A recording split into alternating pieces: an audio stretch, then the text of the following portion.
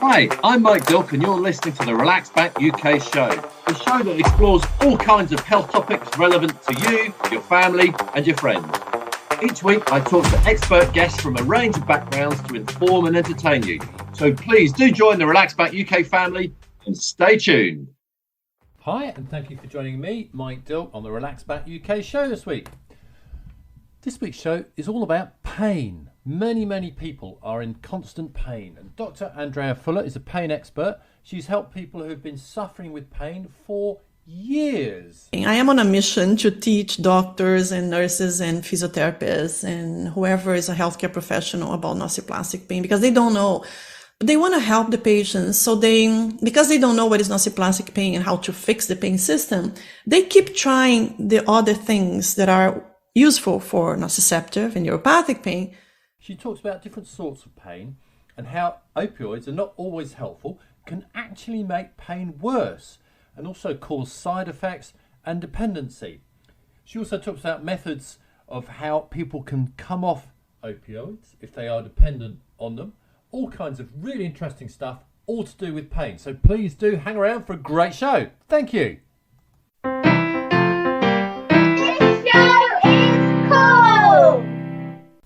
Dr. Andrea Furlan really was a great guest, and this was actually the second time that she's been on the show. So the first thing I did was thank her for coming back to the Relax Back UK show.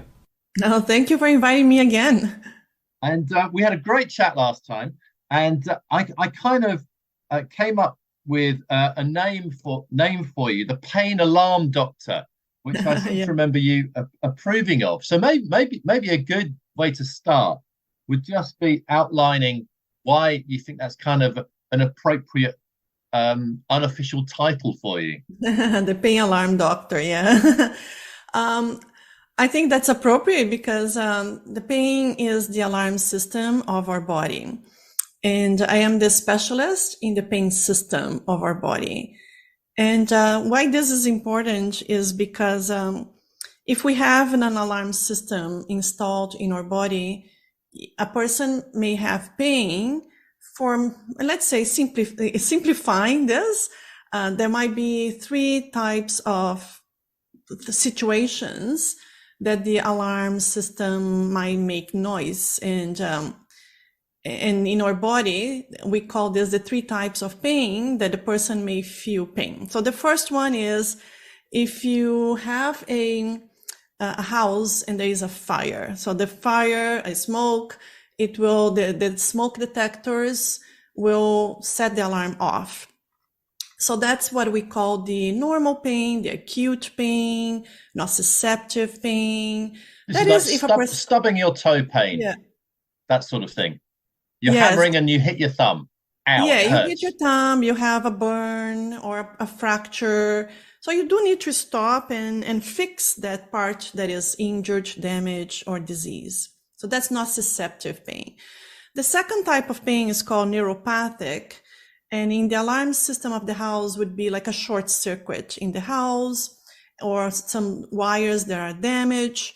And then you have an alarm and you have to go and fix that thing. You need to fix that short circuit, otherwise the noise will not go away. But there is something that you can fix. In our body, this could be like a carpal tunnel syndrome, that there is a nerve that travels here in our wrist. And when the person do a lot of movements of the wrist, you can damage the median nerve. And if the nerve is compressed at the wrist, it causes carpal tunnel syndrome, which is a very specific type of pain that's called neuropathic pain. Right. Now, the third type of pain is called nociplastic, and that's when the pain system is malfunctioning. So there is no problem, there is no smoke, there is no wire that is broken or injured, but the alarm is deregulated. The alarm is malfunctioning. So in this situation, you have to call the alarm company to come and fix the alarm system instead of calling the fire truck, ambulance, or police, because there's nothing for them to fix. So I am the specialist of the alarm. I'm the equivalent to the alarm company. Come and fix the pain system. All right. Now that explains it perfectly. But I remember you saying in this instance, the pain for the patient is absolutely real. It is a real thing, and it's causing a real problem, so it needs to be fixed. Of course, yeah. So the other analogy that I use, Mike, is the computer, hardware and software. So if your computer stops working, it could be a hardware problem because you dropped the laptop on the floor and it broke the motherboard, right? So you need to change it. The wires are, crooked and you need to change. So, or the computer can be not working. Everything is perfect. There's nothing there to fix, but it's a software problem. So you need to reinstall the software. So it doesn't mean that your computer is imagining the computer. If it's a software problem, the computer is still not working. So if a person has nociplastic pain, it doesn't mean that they are imagining this pain is not real. It is. It's something. And I would say nociplastic pain, I would say it's worse than nociceptive neuropathic because it's constant. Right. It's all the time. And it's very loud. The intensity, the volume is very loud. Okay. All right. No, that's good. It put things in perspective nicely. When we were talking last time, we spoke about different ways of dealing with pain. But today I want to talk about one pain medication in particular, or one sort of brand group, I think probably is the right term, and that's opioids. Now, opioids are used to treat pain, but generally the kind of stubbing your toe type pain, the short-lived pain. But maybe first question: it is a group of drugs, but what are they? And if it's possible to explain it simply, how do they work? Yeah. So opioids are substances that we actually produce them in our brain. So we do have an inner pharmacy in our brain. It's actually in the brainstem. The stem is the part that holds the brain. And in the brainstem, we have a pharmacy that releases opioids. They are called endorphins, enkephalins, dynorphins. There are many types. So if our brain produces them, then we need receptors for these opioids in our body. So the receptors are called mu receptors, kappa receptors, delta receptors, and they are distributed mainly in the nerve system to act. And so imagine, so these substances are produced in the brainstem, they're released, and then they go and they act on those receptors. And we have some receptors also in the periphery, in our nerves across our body, but mainly they are in the nerve system. So what happens is, so the opioids are released. This pharmacy is controlled by the brain above. So the brain above the brainstem controls when and how to release and what is the dose that you need of opioids. And once they are released in situations of stress and pain. So if a person is under stress, under danger, and the brain above detects danger and something is harming your body, you need a flush of opioids so that will release those opioids. Now, there is a plant. We have a plant called poppy plant that produces a beautiful red flower that produces, you can find in this plant morphine and codeine. So morphine comes from that plant. And so thousands of years ago, people discovered that eating that substance in the poppy plant produced sedation. So the person would sleep and would help with pain. So they used this in war. They used this when they needed to do, in the thousands of years ago, anesthesia did not exist. And they still did procedures. People got injured. They got, burns and they got problems. So they had supplies of morphine and codeine that they could help these people. But the problem is if you start giving this exogenous, so exogenous means coming from outside compared to the endogenous. So the endogenous opioids are substances that we produce. Exogenous are substances that we ingest, or, there are many ways that you can put exogenous opioids in your body: by mouth, in the nostrils, by breathing them, in the veins, intravenous, in the skin, topicals, rectum, like suppositories, injections, etc. So when you put exogenous opioids in your body, you're basically are filling all those receptors in your body, like the mu receptors, kappa, delta receptors. And if you put it once, if you ingest opioids once, not a lot of things will happen. But if you keep putting in exogenous opioids to your body, a lot of changes happen through your body. One of them is you start opening more receptors. Okay. So let's say that you were born with 1,000 receptors, mu receptors. Let's just pretend here that you were born and you have 1,000 receptors. If now I start giving you exogenous opioids, like from the poppy plant, morphine and codeine, your body says, okay, we're getting this. So so in a few days, you have 2,000 receptors. In a few weeks, you have millions of receptors. So this process is pretty fast, actually. Yes. So that's the basis of tolerance.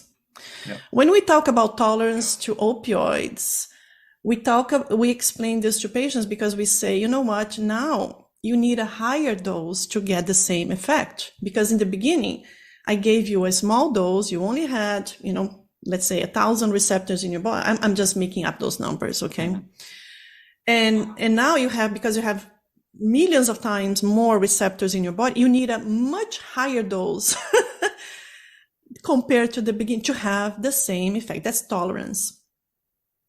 Okay. So that's and the really other why thing would be dependence. Yeah. So that's really why opioids can work for short acute pain, because it just goes on for a little while until the body heals, and then we can move on, job done. Yeah. But if you have chronic pain that keeps on going, if you take opioids, that's a different thing. Yes. So there are many different. Yeah, it could hurt more. So there are many different problems, many different situations, and it's complex when we talk about opioids for chronic pain. Okay. First of all, remember the 3 types of pain that I mentioned before. Mm-hmm. So if a person may have chronic pain that is only nociceptive, not nociplastic, not neuropathic. If they have nociceptive pain that is ongoing, and I have many examples like this, then for each time that they have a flare of that pain, they could take opioids for the rest of their life. And the problem is, between the flares, they should stop taking the opioids so they don't develop that tolerance. Mm-hmm. Example of this, I have many patients who have diseases that cause ongoing nociceptive pain. An example, for example, is sickle cell disease. I don't know if you heard about sickle cell disease. Yes, I think I have. That's a blood disease. It's a blood disease. And the red blood cells, they are abnormal. Their shape is like a curved shape. So what happens is, instead of being round and like very round and easy to flow in our blood, people who have sickle cell disease, their red blood cells are like a C shape. Mm-hmm. And so they block the arteries, and they usually block the arteries around a joint. So the knees, the hips, the elbows. So when a person has a crisis of sickle cell disease, they have a massive inflammation around a joint, like could be the ankle swells and it's red, and it's extremely painful. So, but that's nociceptive pain. That's painly nociceptive. That's only nociceptive pain. And in those situations, giving opioids will give them quality of life.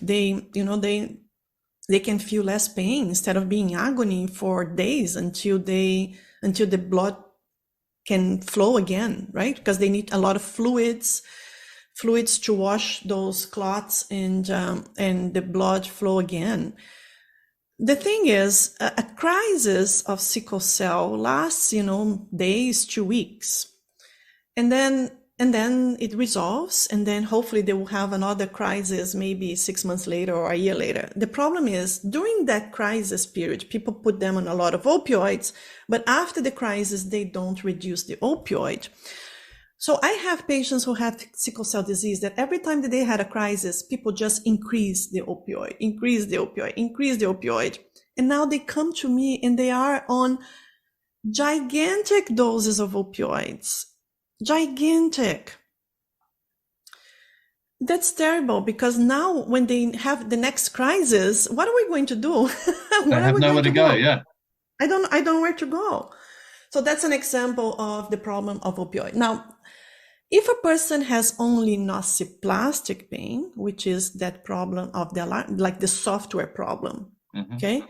So think about this. The opioid is good if there is a hardware problem in your laptop, okay? Now, if your laptop is not working because it is a software problem, and if you give opioids to that laptop or to that body, you're only going to make it worse. Because think about this, your computer is not working because there's a software problem.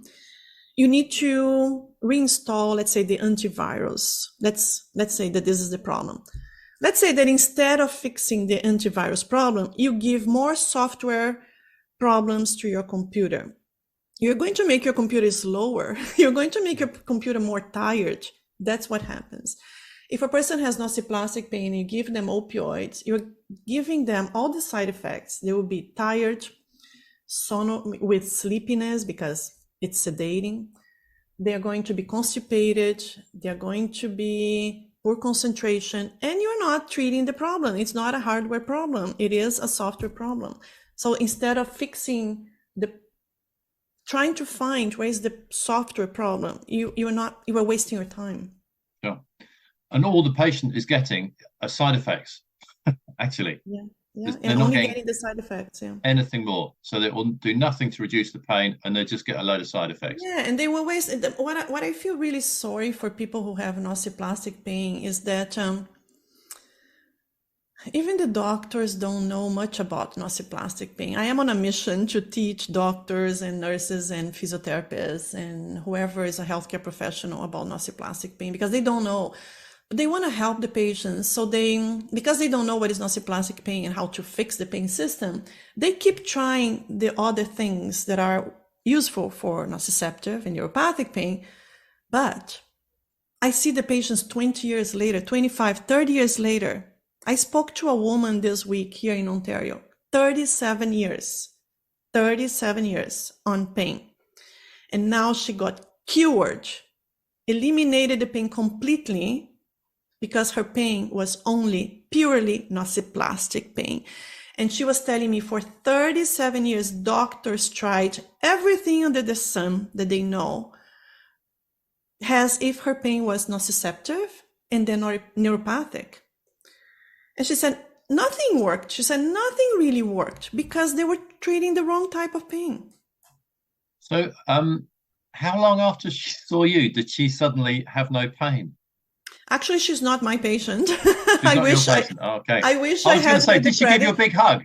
I wish she was my patient. I just met her outside of my professional thing. It was via social media that I met her.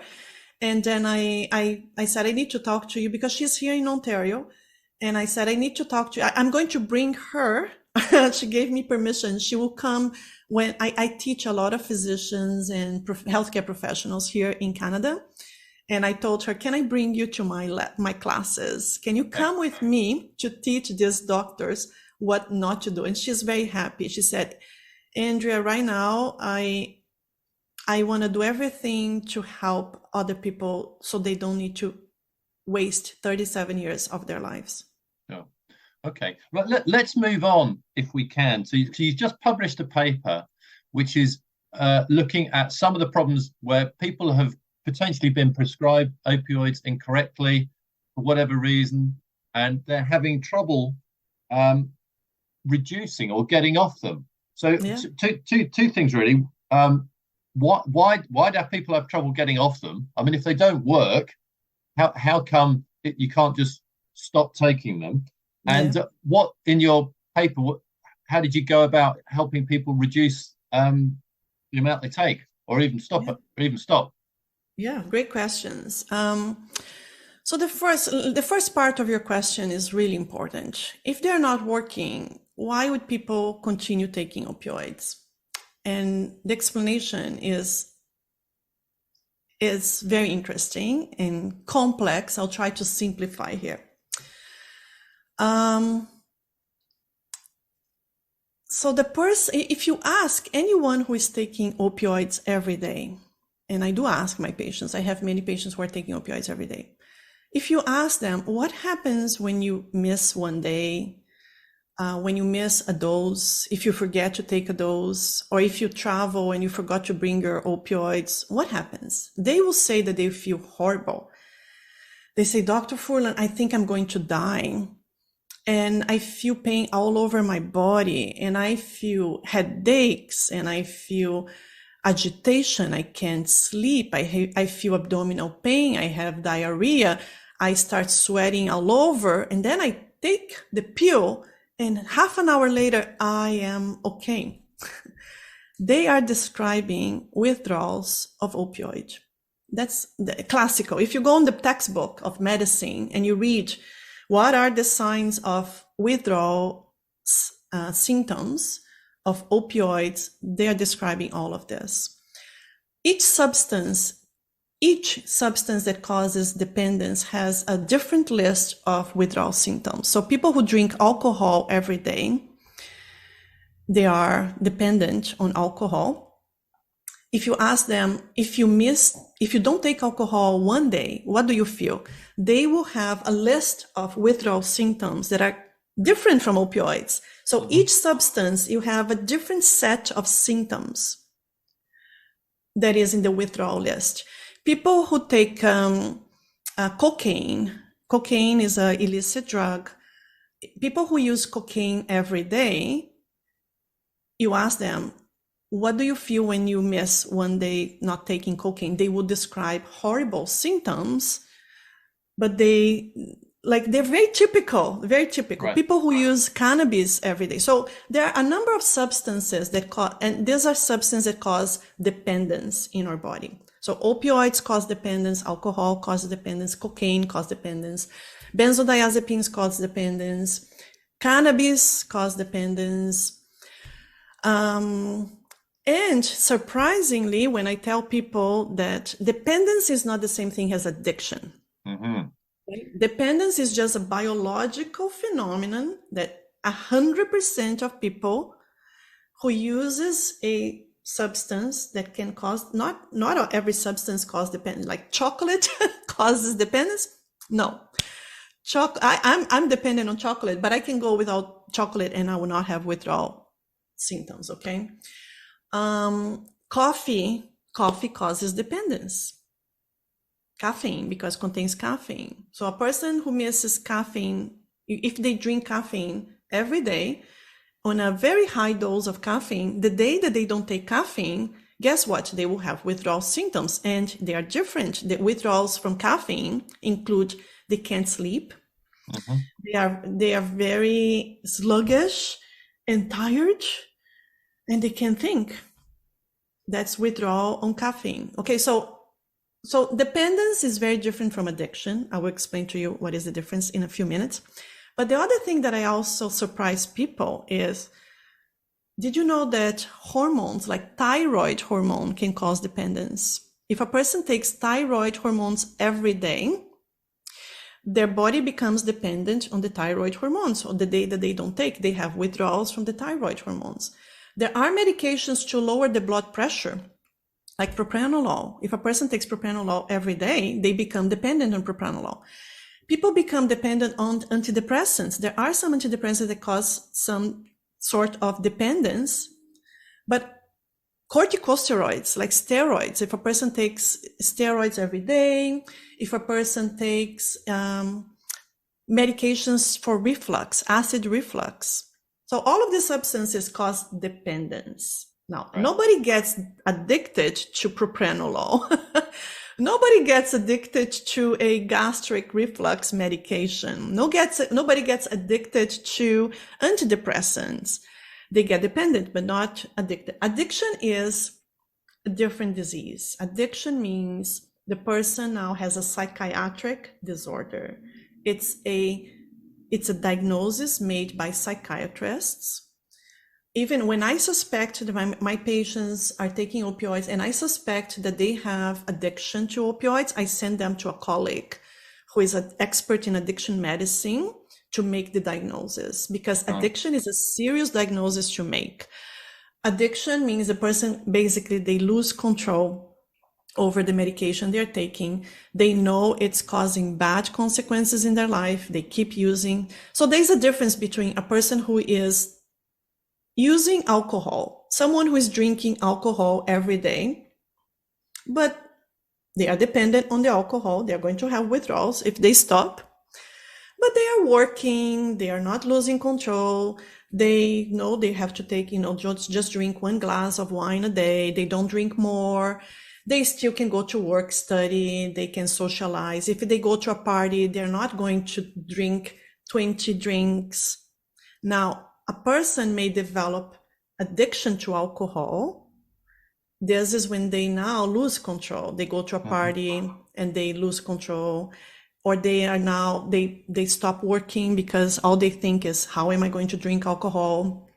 How am I going to get more alcohol? So they start stealing, or they start doing horrible things because all they need is their alcohol. So now they became from a dependent from alcohol to addicted to alcohol. Right. That's the same thing with opioids. Are the numbers of people who are addicted to alcohol compared to the number that drink is relatively low? Is it the same with opioids? Yes. Okay. So absolutely, you're absolutely right. So again, 100% of people who use opioid every day will become dependent. And we know that it's about 5 to 10% that will develop addiction. So it's still a big number, Mike. You say, oh, it's just 5% or 10%, but if it's 1 in 10 or 1 in 20, given the enormous amount of people who take opioids every day, especially in North America, then you are creating a lot of people. Yeah. That's a lot of people. Yeah. So if someone comes to you and they are dependent, and they're getting, it's not helping them, they're getting all the kind of side effects.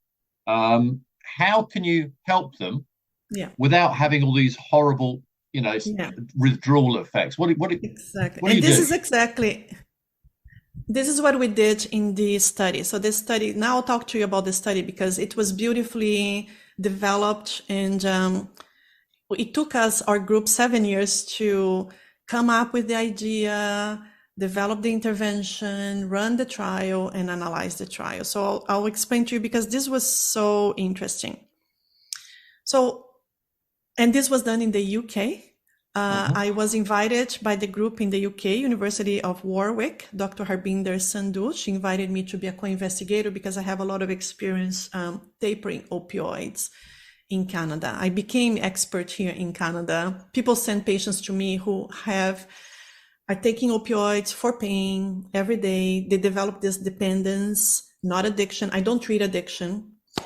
I only treat people who became dependent, physically dependent. And so Dr. Sandhu invited me to be a co-investigator of this trial. So what you need to do, and what this trial did, was they invited people who were taking opioids every day for pain. And we know they were developing dependence, physical dependence. They were not addicted to opioids because addiction requires a different treatment, okay? Yeah. So the intervention was basically first education. If the person does not understand what's going on to their body, if they don't understand that it's possible, they will not do what we were asking them to do, because there will be hard days, there will be difficult days. And then the second most important thing was they heard from other people that had been successful in stopping opioids. That was really important. So part of the education was given by healthcare professionals, nurses who were trained, but also people with lived experiences of having chronic pain, using opioids, and stopping the opioids. So they heard from them, so they learned from people with practical experience. So that was extremely important. And then nobody was forced to taper. Nobody told them, you have to taper, you must taper by this time. No, they were just given the information. The information was done in group. And then they also had one-on-one support with the nurse, with the doctor. Their doctors received information about how to taper the opioid very slowly. So that the other secret of the success is don't try to do very fast. Do a slow taper. So then the body adapts to the lower doses of the opioids gradually. So they were, 10% every week, reducing the dose of the opioid.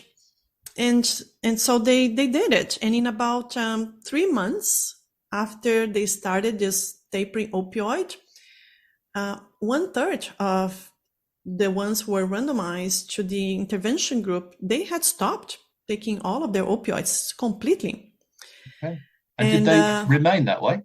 They remained that way for about a year. We followed them for about a year. Yeah. Okay. And what's beautiful is that we also measured a lot of other things. We measured to see if the pain got worse. Didn't. So the pain remained the same. Didn't get better, didn't get worse. But we were thinking, if you take off the opioids from them, maybe the pain will be worse. It didn't. Actually, it got a little bit better after they stopped the opioid. But also we had a control group. And the control group, they did not receive this intensive evaluation. They only received a book and a CD to do relaxation at home. They also got better. The pain also got a little bit better. Okay. So when we compare the two groups, the intervention group and the control group, there was no difference. So that's what we are saying. There was, they got a little bit better, but no difference between the two groups. But everything else, sleep and quality of life and enjoyment, we didn't make anything worse. So at the end, there was this 1/3 of the group who stopped taking the opioid. They said, I don't know why I was taking this because my life is the same or a little bit better. And did it take an awful lot? You described the intervention, the education, etc., etc. But the impression I get is it was a fairly light touch. Yeah. So it was intensive. It was kind of the intervention was kind of intensive because they did this. There was a 3-day long, so they had to attend this 3-day long group intervention. So the first day they learn about what I just explained this here to you, to your audience.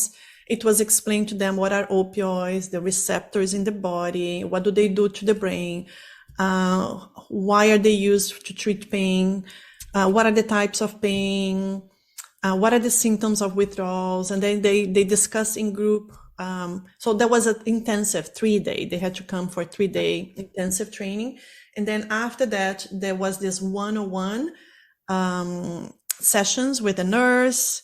Their doctors had to do the tapering. So the group, the scientists, the researchers didn't change their medications. They just suggested to their GP or family doctor or whoever was prescribing their opioids. So that GP, that general practitioner, received information about how to prescribe less and less and less. And they did.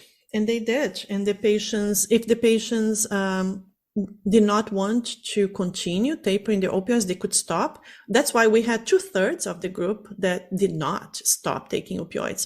But what was interesting, we also measured how many people reduced their dose 50%. Because even reducing the dose is a benefit. They don't need to be on a higher dose. What about being on 50%? And this one, 57% of people who were randomized to the intervention reduced 50% of the dose compared to 27% in the control group, which means that 30% of people, like 57% to 27%, that's a 30% reduction of people, 30% of the group that reduced their dose by 50%. So that's a lot of people.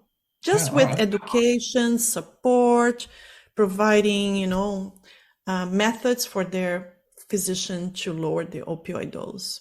Yeah, it sounds like a very successful trial, and like it should be opened up for more people. Now, So the work from this study really is good news and should fill people that are worried that they might be dependent on opioids kind of full of hope. So if someone's listening to this and they're worried that they may well be dependent on opioids, what would you suggest as their next course of action? Yeah, I think it is worthwhile trying a taper of this opioid, because if they don't try a slow taper, a well-done taper, they will never know. They may be taking this opioid for another 5, 10, 15, 20 years. And they will always be afraid of tapering, stopping because of the withdrawals. But I think it is worth. And the first step would be talk to the person who is prescribing your opioids. Book a longer appointment. Don't try to do this in 5 minutes. And explain to your doctor or nurse practitioner, whoever is prescribing this opioid, say, even you can print the trial and say, they did this in a slow fashion. I don't want to go on withdrawals. I want to try this very slowly. There are other ways. Sometimes we switch from one opioid to another one, and it's easier to taper on another opioid. Like I have patients that they were on a fentanyl patch for years, 15, 20 years, and it's so hard to taper on the fentanyl patch. So what I do is I switch them to morphine or oxycodone or hydromorphone by mouth, and then we taper on the tablets. There are other opioids like buprenorphine that are easier to taper. So doctors should know about how to taper slowly without putting a person on a hard situation, understanding that withdrawals are really horrible. The person thinks that they're going to die, and we don't need to add this suffering to their life already on chronic pain, and help them to handle their chronic pain, to manage their chronic pain with other things. I had patients that they were able to taper opioids because they started meditating, they started exercising more, they started talking about, managing their sleep, eating better. So at the same time that you are tapering, try to make those lifestyle changes.